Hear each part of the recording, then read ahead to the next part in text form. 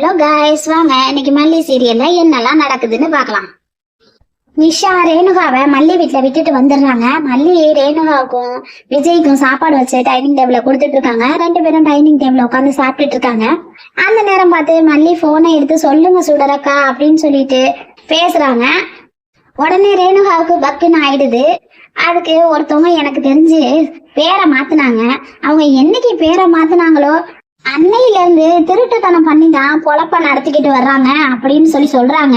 ரேணுகா மல்லிக்கு நம்மளை பத்தி எதுவும் தெரிஞ்சிருச்சோ அப்படின்னு சொல்லி யோசிச்சுட்டு இருக்காங்க.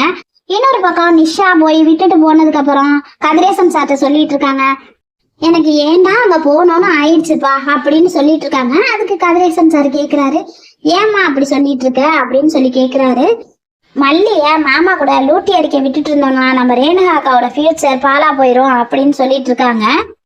இதுக்கு ஏதாவது ஒரு வழி நம்ம பண்ணியே ஆகணும்ப்பா அப்படின்னு சொல்லிட்டு கதிரேசன் சார் கிட்ட சொல்றாங்க. கதிரேசன் சாரும் யோசிச்சுட்டே உட்காந்துருக்காங்க. இன்னொரு பக்கம் ரேணுகா மல்லியை விட்டு விஜயை எப்படியாவது பிரிச்சே ஆகணும்னு சொல்லிட்டு பிளான் பண்ணிட்டு ரேணுகாவை தூங்க வச்சுட்டு விஜய் போகும்போது, நீ போகாத, என் கூடவே இரு, எனக்கு கதை சொல்லு அப்படின்னு சொல்லிட்டு இருக்காங்க. விஜய் சொல்றாங்க, நான் நாளைக்கு கதை சொல்றேன் அப்படின்னு சொல்றாங்க. இன்னைக்கு தூங்குறதுக்கு இன்னைக்கு தானே கதை சொல்லணும், நீ இன்னைக்கே உட்காந்து சொல்லு அப்படின்னு சொல்றாங்க.